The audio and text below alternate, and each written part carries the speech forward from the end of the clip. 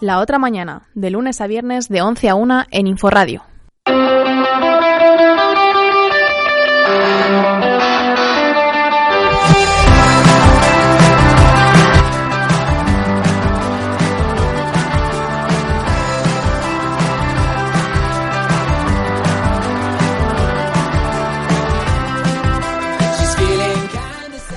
Bueno, y después de este breve receso se nos ha adherido al equipo Elvira Osorio, buenos días. Buenos días. Y Penélope Soria, buenos días. Buenos días. Y bueno, como lo prometido es deuda, pues aquí tenemos a Mariano Casagneto. Buenos días, Mariano. Buenos días, José, y buenos días a todos, y muchas gracias por la invitación. Y bueno, pues vamos a empezar la segunda hora con la entrevista a Mariano.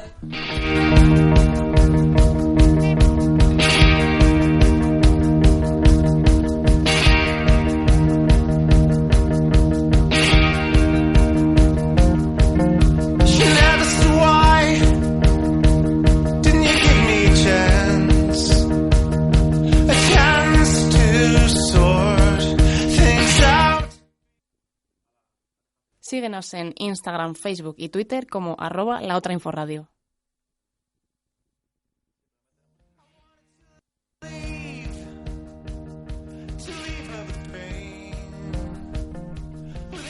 Bueno, pues buenos días de nuevo, Mariano. Muchas gracias de nuevo.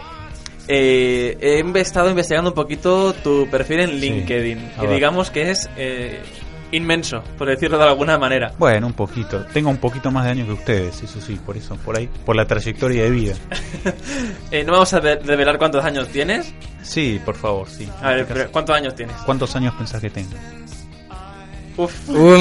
Atención, una pregunta comprometida. 43. Me mató, 40 años tengo. 40 años recién cumplidos. Bueno, medio tan alejado. Así es. He estado viendo que, según tu LinkedIn, empezaste en el 98. Bueno, bien, yo en realidad soy periodista, me recibí en la Universidad Católica Argentina, allí en Buenos Aires, en el 2004, hace ya bastante tiempo. Y desde el año 2001 me dedico, además de ejercer como periodista, tengo un programa de radio allí en Radio La Desterrada, en Buenos Aires, un programa sobre entrevistas a personas de la cultura, que se llama Sabios e Ignorantes. Escribo para algunos medios. Y además, desde el año 2001 dirijo lo que se llama Método Castagneto, que es un método inventado por mis abuelos, no se llama así por mí, sino por mis abuelos Olga y Ricardo, que eran docentes universitarios y que idearon una metodología para ayudar a los estudiantes a mejorar sensiblemente la forma de estudiar. Eso te iba a preguntar ahora, que para la gente que no lo sepa, ¿qué es el método Castagneto? Bueno, precisamente eso. El método Castagneto es una técnica de estudio orientado sobre todo a los alumnos de los últimos años del bachillerato y universitarios en general, dedicada expresamente a guiar a los alumnos para mejorar el rendimiento académico, porque por lo general, vieron que, por ahí a ustedes les habrá pasado, se encuentran con muchísimas dificultades, sobre todo cuando se van de la escuela, de la secundaria y pasan a la universidad. El cambio es bastante drástico y se presentan muchos problemas que siempre se solucionan de una manera sencilla, pero cuando uno no tiene las herramientas adecuadas, a veces es más complicado. Claro, lo que hace el desconocimiento. Exactamente. ¿Cómo crees que se nos puede ayudar el método Castagneto para los estudiantes y sobre todo los estudiantes de periodismo? Bueno, principalmente una de las cosas que me he encontrado y se han encontrado mis abuelos, que una de las grandes dificultades es, en primer lugar, que uno lee y no comprende, sino que tiende a memorizar. En general, uno confunde estudiar con memorizar, y estudiar es comprender y relacionar, ¿sí? Entonces, cuando uno empieza a entender lo que lee y después relacionarlo, la cabeza capta con mucha más facilidad los conceptos, ¿sí? Yo creo que eso también está en el sistema educativo, que no te están enseñando a estudiar, a entender las cosas, sino a aprenderte algo y vomitarlo en el examen. Exactamente. Eso no es estudiar y es repetir como un loro las cosas, ¿no? Entonces, cuando uno le dedica el tiempo suficiente a comprender, entonces el estudio se hace muchísimo más sencillo. Lo que sucede es que uno piensa que entender algo me lleva tiempo, entonces prefiero memorizar y luego vomitar, como quien dice, las cosas, los datos, y después me los olvido rápidamente, incluso en el examen, ¿verdad? Y he visto también que tienes unos cursos, no sé si hay online o no, ¿cómo podemos acceder a esos cursos? Así ¿Cómo es. son? ¿Dónde se hacen? Bien. Bueno, la web del método es www o w le dicen aquí, ¿verdad? Métodocastagneto.com. El método se enseña en 3 modalidades, básicamente. presencial, por ahora en Buenos Aires, dentro de poco vamos a estar aquí, seguramente el año que viene, con los presenciales, que son grupales, y en 4 encuentros de 2 horas aprenden lo básico del método, aprenden una nueva forma de estudiar, ¿sí? Luego están los cursos individuales y finalmente está el curso online que está accesible para cualquier persona de cualquier rincón del mundo. El curso online se aprende en 4 semanas, es decir, que tan solo en un mes nosotros le damos las herramientas necesarias para estudiar mucho más sencillo cualquier materia, cualquier carrera de grado que estén haciendo, y el cambio es realmente drástico, es muy bueno. Y llevamos desde el año 1980, o sea que algún resultado ha dado durante todo este tiempo, ¿verdad? Wow, hombre, si lleva tanto tiempo en activo es porque funciona. Bueno, por suerte sí, y la verdad que siempre es un gusto. A mí me encanta, me gusta mucho dar clases, me gusta mucho la docencia, a mis abuelos también les gustaba enseñar, y también la metodología nació con una finalidad social, es decir, de ayudar a la gente. De hecho, becamos a muchas personas que no tienen tal vez las mismas posibilidades que otras. Digamos que la finalidad es esa, ayudar, encarar los textos de otra manera. Y también una cosa fundamental, son 2, 3 más bien, encarar los textos de una manera adecuada, después preparar la mente para recibir el conocimiento, porque por lo general los alumnos y las alumnas les va mal en el estudio porque están mal preparados mentalmente, piensan que no pueden, que no sirven, que esto es muy difícil, y todo cambio empieza ahí. Y precisamente en el método lo que hacemos es enseñarles a cambiar la mentalidad, porque cuando uno cambia la mente las cosas cambian drásticamente. No es magia, es psicología. Entonces, una vez que uno cambia la mente, de empezar a pensar que puedo modificar las cosas, ahí les enseñamos a encarar los textos, ¿sí? Y después una tercera cosa es la organización de los tiempos. Porque tal vez les habrá pasado que uno invierte demasiado tiempo en el estudio, 8 horas, para quien los tiene, ¿no? O toda la tarde, toda la noche, todos los fines de semana. Y en realidad cuando uno aprende a, lo que les decía antes, comprender y relacionar, el tiempo ese se reduce drásticamente. Con 2 horas por día que estudien, pueden llevar adelante cualquier carrera. Me parece muy interesante porque además aquí en España en la carrera de periodismo hacemos todo tipo de clases, hacemos derecho, hacemos Así psicología, hacemos de todo. Y yo recuerdo el año pasado que además de estudiaba, o sea, trabajaba, y a mi derecho se me daba fatal, la aprobé, no sé cómo la aprobé realmente, y no sé, me hubiera gustado tener un método para poder, ya no solo entenderlo, sino también saberlo, porque, o sea, por mucho que estudiara, no se me quedaba en la cabeza. Exacto. Bueno, es lo que, José, lo que te decía antes también. Hay carreras que requieren más de la memoria, por ejemplo, como Derecho, que son más de definiciones, de estudiar cosas más, no me puedo apartar demasiado de las palabras del texto. Ahí también, cuando uno aprende a poner orden a las ideas, lo que viene primero, lo que viene segundo, lo que viene tercero, todo se simplifica muchísimo. Y en el caso del periodismo, como colega, se los puedo decir, algo que sirve muchísimo y que mejora indirectamente el estudio es la lectura cotidiana, de novelas, de ensayos, de historia, no solamente por el vocabulario, sino también por la imaginación. Porque cuando uno estudia usa la imaginación. Cuando estamos leyendo cosas nos representamos las cosas que estamos leyendo. Cuanto más limitada es la imaginación, más limitada es nuestra capacidad de estudio. Y son pequeñas cosas, insisto, pequeñas cosas que uno puede modificar para hacer grandes cambios. Porque uno piensa que tiene que hacer grandes sacrificios para modificar la forma de estudiar, y en realidad son pequeñas cosas para tener en cuenta que hacen que uno modifique drásticamente la forma de estudiar. ¿Y cambia mucho el método, por ejemplo, en las carreras de ciencias? No, en las carreras de ciencias en general lo que sucede es que son procesos más estandarizados, por ejemplo, matemática, ingeniería, arquitectura, por poner un ejemplo. Incluso es más sencillo. Por supuesto, el método, en general nosotros tenemos alumnos más de Derecho, de Periodismo, de Medicina, que son carreras más de contenido más largo, si se quiere. Pero en ese caso de las materias exactas es exactamente lo mismo, es encontrarle el orden a las ideas. Por ejemplo, en química, las fórmulas químicas también tienen procesos, tienen partes. Cuando uno aprende esas partes, todo se simplifica muchísimo. Lo mismo matemática, física, son procesos que uno aprende. Cuando uno tiene más facilidad para captar esos procesos, es muchísimo más sencillo. Y bueno, yo siempre he tenido la discusión, por ejemplo, con mi madre de es que yo lo hacía así cuando lo estudiaba, no sé, y yo decía, mamá, es que así ya no es, ya no se estudia más así. ¿Piensas que ha cambiado mucho el método de estudio de la época, por ejemplo, de mis padres o de mis abuelos a la época de ahora? Bueno, mismo, el método es 1980 y podríamos decir, bueno, pero ha cambiado un montón. Es que no, que en realidad, en todo caso, lo que ha cambiado son algunos ejemplos. Quizá en el libro de mi abuelo, que yo he vuelto a escribir y vamos a editar el año que viene, ojalá lo podamos presentar aquí también, Lo que ha cambiado es simplemente los ejemplos y las cosas que uno estudia, pero la forma de estudiar el cerebro humano no ha cambiado demasiado. En todo caso, se han descubierto más cosas, la ciencia ha descubierto más cosas que facilitan el estudio, pero el proceso es básicamente el mismo. Yo tengo que comprender, relacionar y, en tercer lugar y lejos, memorizar. Es un 30% de la memoria del estudio. Bueno, te me has adelantado porque tras bastidores, fuera de micros, me explicabas que, bueno, tenías un libro escrito que hay que editarlo y tal. Claro. Y bueno, quiero que me expliques un poco de cómo funciona el libro, o sea, de qué tratas dentro del libro.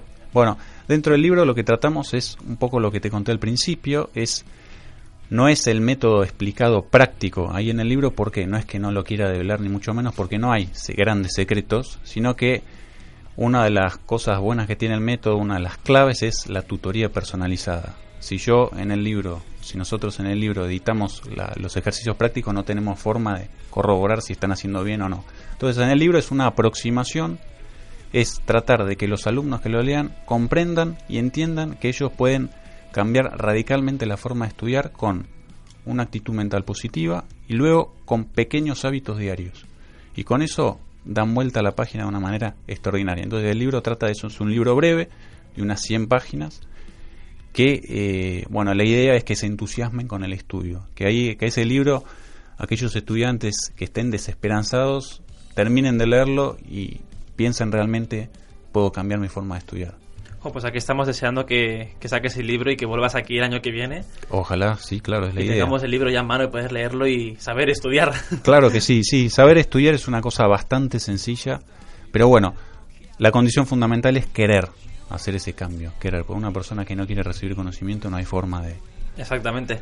Y así ahora como colega de profesión, ¿qué es lo más importante del periodismo? ¿Qué consideras que es lo más importante del periodismo? Bueno, lo más importante considero que es la veracidad, ¿no? Hoy en la época de las fake news, donde se dice cualquier cosa en cualquier lugar, en cualquier red, creo que la veracidad, ser fiel a lo que a uno le cuentan, en el caso de entrevistar o de buscar fuente de información, no mentir, básicamente, ser éticamente correcto, creo que hoy es bastante necesario. Es que ahora en la época en la que vivimos, el no mentir es distinto, es omitir verdades. Bueno, que es una forma de mentir, omitir o mentir. Es en plan, enseñamos imágenes, pero no las enseñamos todas porque si no hay cachos que no deberían salir. Entonces es como omitir verdades. Exactamente. Bueno, y después hay muchos grupos de interés, ¿verdad? Hay que tratar dentro de lo que se pueda. Para mí la objetividad en el periodismo no existe, no sé qué piensan ustedes, pero en cuanto uno es una persona siempre está la subjetividad presente. Es decir, tratar de ser lo más veraz posible. Y sobre todo cuando trabajas para un medio siempre está como politizado. Así es. Es complicado trabajar en un medio que sea totalmente objetivo. No, totalmente objetivo no, pero por lo menos uno tratar de no mentir o por lo menos ser fiel a los valores que uno tiene, porque a veces está en descrédito este tema de los valores, de seguir una conducta, y en realidad es la mejor manera de ejercer cualquier carrera, no solo el periodismo, sino que ahí está la integridad de uno como trabajador, ¿verdad? Entonces, en relación a mi siguiente pregunta, que era ¿qué es lo que piensas que falla en el periodismo? ¿Podría ser todo esto lo que falla del periodismo actual? Sí, eso falla, la falta de lealtad. Quizá uno entrevista a una persona y por hacer rating, por hacerse conocido, por la fama, dice cualquier otra cosa. Hoy en día también está bastante patente esto de decir cualquier cosa, tiro cualquier argumento en las redes para que me capten y luego me hago famoso. Todas esas cosas yo creo que suceden cuando uno no vive verdaderamente su vocación, ¿no? Porque la fama en todo caso viene después, pero primero tengo que pensar si realmente me gusta lo que hago, y después con todo lo demás viene solo, fama, dinero, cuando uno sigue la vocación. En este sentido hay un libro muy bueno que siempre recomiendo, que es El Elemento, de Ken Robinson. No sé si lo leyeron. Es que me estás quitando las preguntas. Te iba a decir, estoy dejando tus redes, porque siempre vas recomendando libros. Claro. Y te voy a preguntar cuál es el libro que nos recomiendas a nosotros. ¿Cuál es el que más piensas que nos puede ayudar? Bueno, uno el que les mencioné, que es El Elemento, de Ken Robinson. Ken Robinson es un educador inglés que hace 30 años que da conferencias a lo largo del mundo, explicando la importancia que tiene seguir la propia vocación. Porque vieron que a veces uno estudia cosas por mandatos familiares, por mandatos sociales. Bueno, Ken Robinson explica que esa no es la manera de progresar, porque uno puede seguir algo tal vez por dinero, pero a la larga o a la corta uno se cansa de eso. El dinero no hace la felicidad, es importante. Bueno, él explica que lo mejor para desarrollarse como persona es seguir la vocación, seguir lo que me gusta, y ese libro lo explica muy bien. Y después hay uno muy bueno que ha cambiado la mente de muchos alumnos y alumnas y exalumnas, que siempre lo van recomendando, se va haciendo una cadena, que es un libro que se llama Tus zonas erróneas. No sé si lo conocen. Tus zonas erróneas es un libro de un psicólogo norteamericano que se llama Wayne Dyer, que precisamente lo que explica ahí es cómo cambiar las formas de comportarse frente al estudio o frente a lo que hago. Wayne Dyer explica muy bien en ese libro, que es un libro superventas y muy actual, que uno se comporta siempre a partir de zonas equivocadas. Por ejemplo, en el estudiante, una zona equivocada puede decir no sirvo para el estudio. Entonces uno se tiene que mover psicológicamente de ese lugar, pensando, por ejemplo, pienso que no sirvo, pero si encuentro la forma de desarrollarme voy a servir. Y ahí explica las zonas erróneas, equivocadas mentales más frecuentes en los seres humanos y cómo con ejercicios se pueden ir modificando. Yo te digo que he sido testigo de alumnos y alumnas que han cambiado radicalmente su forma de pensar con ese libro, que se consigue muy fácil. Y aquí en España ya lo he visto un montón de veces en la librería. Pues yo me comprometo a comprármelo, a leérmelo. Comprarlo y después Y contarme. el año que viene, cuando vengas aquí, te voy a explicar cómo ha ido mi vida desde el día de hoy. Estoy seguro que te va a cambiar radicalmente la forma de estudiar y la forma de encarar las cosas. Cuando uno cambia la mente, que este es un mensaje que siempre dejo, cuando uno cambia la mente, las cosas cambian absolutamente. Y ahora sí, hablando de recomendaciones, ¿qué nos recomiendas, sobre todo a nosotros, estudiantes de periodismo principalmente? Bueno, nos recomendaciones para entrar en el mundo, para empezar a ser periodista como tal. Yo siempre recomiendo, mi humilde recomendación, porque tampoco es que tengo la experiencia del mundo, ¿no?